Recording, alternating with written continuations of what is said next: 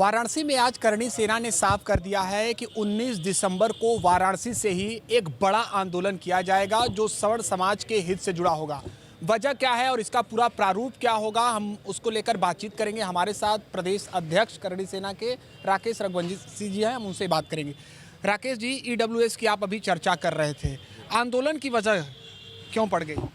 आंदोलन की वजह सर इसलिए पड़ गई कि इस लड़ाई को हम लोग पिछले कई सालों से लड़ रहे हैं और जो 10% रिजर्वेशन मिला था, श्री राष्ट्रीय राजपूत करणी सेना के जो राष्ट्रीय अध्यक्ष थे हमारे दादा सुखदेव सिंह घुगामेड़ी जी, उनके नेतृत्व में एक बड़ा आंदोलन हुआ था और मांग की गई थी कि गरीब सवर्ण समाज भी गरीब है और एक सिंघो आयोग का गठन किया गया। तो सिंघो आयोग की रिपोर्ट में आया था कि ये सामान्य वर्ग के जो गरीब लोग हैं उनको भी आरक्षण मिलना चाहिए, लेकिन ये बहुत समय बीतने के बाद इन्होंने नहीं दिया और हम लोग इसको लेकर के उठा रहे थे कि सिंघो आयोग की जो रिपोर्ट है उस पर कम से कम फाइनल मोहर लगे।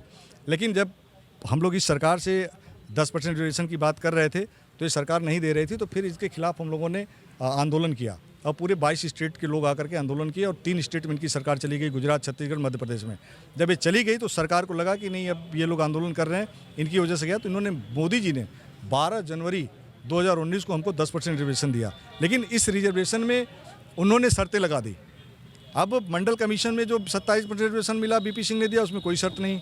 SC/ST समाज को जो भाइयों को मिलता है उसमें कोई शर्त नहीं। लेकिन जो सवर्णों को दिया इन्होंने लिख दिया कि 5 एकड़ ज़मीन आपके पास है तो आप ईडब्ल्यूएस की श्रेणी में नहीं आएंगे, 1000 फीट में मकान है तो ईडब्ल्यूएस की श्रेणी में नहीं आएंगे, अगर आपके पूरे परिवार का इनकम 8 लाख रुपये से आप ईडब्ल्यूएस की श्रेणी में नहीं आएंगे, और ये रिलैक्सेशन अन्य वर्ग को दे रहे हैं, इन सवर्ण समाज के बच्चों को नहीं दे रहे हैं। तो इन विसंगतियों को दूर करने के लिए कि प्रधानमंत्री जी से और योगी जी से रिक्वेस्ट करने के लिए हम लोग लगातार पत्र लिखे, मिलने की कोशिश की, नहीं हुआ, तब ये आज आंदोलन करने की नौबत आई है कि हमको 19 दिसंबर को एक बड़ा आंदोलन बनारस में करेंगे। कौन कौन लोग इसमें शामिल हो रहे हैं और जरा संक्षेप में बताइएगा कि क्या क्या प्रमुख मांग है इसमें? देखिए, शामिल होने के लिए वो सवर्ण समाज के सभी पीड़ित छात्र छात्राएँ, उनके माता पिता और वो सभी समाज जिनको लगता है कि इनके साथ अन्याय हुआ, भेदभाव हुआ, वो सभी लोग इसमें शामिल होंगे। सभी का समर्थन है और पूरे भारत के करणी सैनिक और सवर्ण समाज के जितने भी संगठन हैं वो सभी लोगों का समर्थन होगा और सभी लोग यहाँ पे इकट्ठे होंगे। और ये आंदोलन हमारी जो मांग है, हमने बता दिया कि ज़मीन प्लाट मकान की शर्तें हटाएं, आयु में 5 वर्ष का छूट दें, ये जो भेदभाव इसको ख़त्म करें। और तीसरी जो हमारी मांग है, दूसरी मांग है कि सवर्ण आयोग का गठन हो। तीसरा जो है, निकाय के चुनाव में भी हमें रिजर्वेशन सरकार दे, ये हमारी मांग है। 10% से कुछ बढ़ाने का भी क्या आप जिक्र कर रहे हैं? हाँ, हम ये कह रहे थे कि 10% से बढ़ा करके इसको 15% सरकार करे। एक अंतिम सवाल कि केंद्र में और प्रदेश में भारतीय जनता पार्टी की सरकार है, वो तो कहते हैं सर्व समाज की बात करते हैं, और खासतौर पर प्रदेश की बात कर लें तो यहाँ पर सवर्ण समाज से ही सीएम योगी जी आते हैं।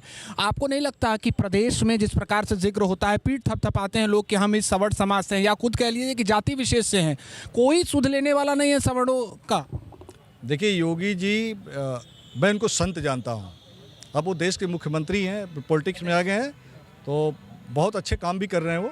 वो यशस्वी मुख्यमंत्री हैं, मैं उनका सम्मान करता हूँ।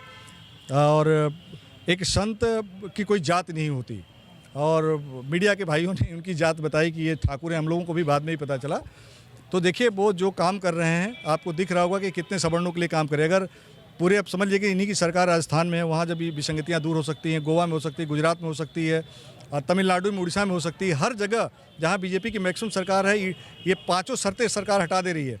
लेकिन योगी जी अगर सवर्णों के होते या सवर्णों के बारे में, बच्चों के बारे में सोचते, तो आज ये विसंगतियाँ जिसकी हम लड़ाई लड़ रहे हैं 3 सालों से, ये हमें बनारस आने की क्या जरूरत है? हम 3 साल से हमें धक्के खाने की जरूरत नहीं सोचा, बिल्कुल भी आज भी प्रदेश सरकार नहीं सोच रही। और प्रदेश सरकार के पास पावर है, केंद्र ने जो लागू किया उसने राज्य सरकार को पावर दिया कि आप चाहो तो सारी शर्तें हटा सकते हो, तो अदर 12-13 स्टेट ने हटा दिया।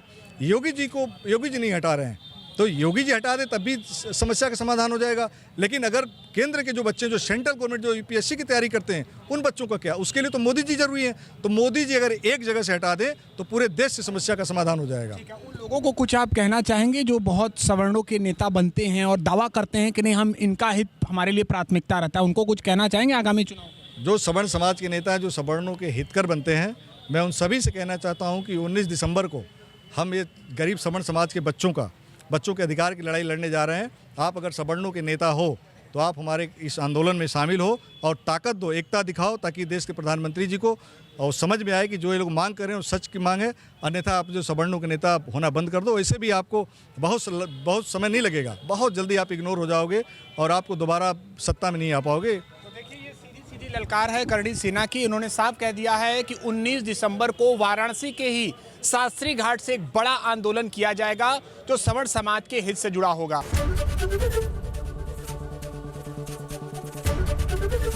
एबीपी गंगा, खबर आपकी, जुबान आपकी।